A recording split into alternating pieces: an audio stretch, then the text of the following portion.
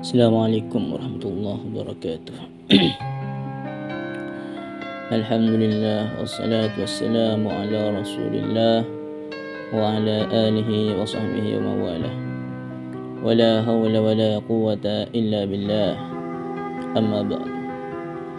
Hadirin yang dimuliakan Allah Subhanahu wa taala, semestinya senantiasa kita mengingati, merenungi bahwasanya kita ini dalam satu perjalanan yang terus menerus tanpa ada henti-hentinya, perjalanan menuju akhirat yang kekal abadi selama-lamanya. Perjalanan ini tidak akan berhenti sebelum manusia sebagian ke surga dan sebagian ke neraka. Maka janganlah terkesan dengan kejadian-kejadian di sekitar kita. Janganlah terkesan dengan apa yang kita lihat dalam perjalanan ini. Senantiasa kita melihat ke depan yang mulia baginda Nabi Muhammad sallallahu alaihi wasallam telah menunggu kita di sana. Akan datang masa-masa yang berat, kata baginda Nabi kepada para sahabat, akan datang zaman kepemimpinan yang tidak baik. Maka para sahabat bertanya, kalau terjadi yang demikian, apakah yang engkau pesankan kepada kami ya Rasulullah? Maka baginda Nabi mengatakan, isbiru hatta talqauni alal haud. Bersabarlah kamu semua sehingga kamu berjumpa denganku di telaga Kausar. Hadirin yang dimuliakan Allah Subhanahu wa taala, memang perjalanan hidup di dunia ini penuh dengan rintangan, penuh dengan ujian. La ya'ti zamanun illa wa ma ba'dahu syarrun minhu. Tidak akan datang zaman kecuali zaman setelahnya lebih berat lagi, lebih buruk lagi. Maka kita mesti menghadapi zaman dengan waspada dan hati-hati.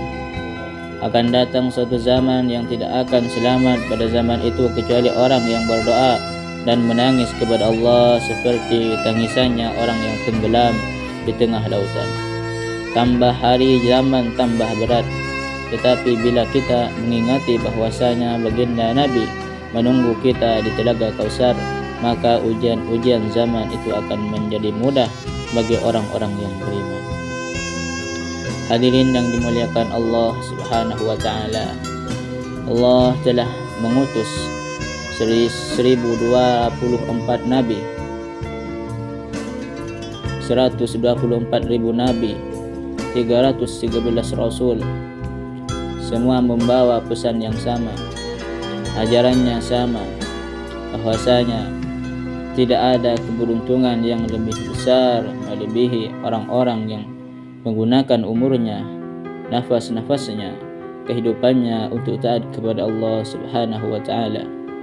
Dan tidak ada kerugian yang lebih besar, musibah yang lebih besar, malapetaka yang lebih besar melebihi bila ada waktu dalam kehidupan ini untuk maksiat kepada Allah Subhanahu wa taala.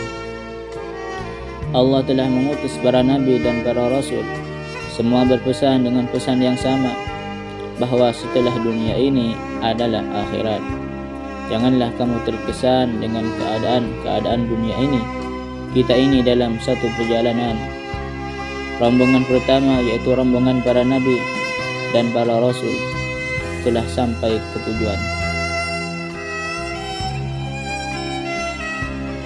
yaitu di surga Allah Subhanahu wa taala, menghadap Allah, dapat ridha Allah. Rombongan kedua para sahabat, pengikut Nabi juga telah sampai ke tempat yang dituju. Sekarang kita ini rombongan yang ketiga. Kita mau pergi kemana? Apakah kita sampai yang mereka sampai di tempat itu? Apakah kita bisa berjumpa dengan mereka? Apakah kita bisa berkumpul dengan mereka? Man ahya sunnati faqad ahabbani wa man ahabbani kana ma'aya fil jannah. Sabda Nabi Muhammad sallallahu alaihi wasallam, barang siapa menghidupkan sunnah-sunnahku berarti mencintai aku. Barang siapa mencintai aku akan masuk surga bersamaku. Hadirin yang dimuliakan Allah Subhanahu wa taala, karena merenungi perkara inilah orang-orang iman tidak lagi terkesan dengan keadaan-keadaan semua ini. merenungi keabadian surga dan merenungi keabadian neraka, maka perkara dunia menjadi kecil di depan orang-orang yang beriman. Semoga Allah memberikan kepahaman kepada kita semua, memberikan taufik kepada kita untuk mengikuti jejak pimpinan kita, junjungan kita yang mulia baginda Muhammad sallallahu alaihi wasallam, para sahabatnya, para aulia dan orang-orang saleh. Demikian yang bisa saya sampaikan, kurang lebihnya mohon dimaafkan. Assalamualaikum warahmatullahi wabarakatuh.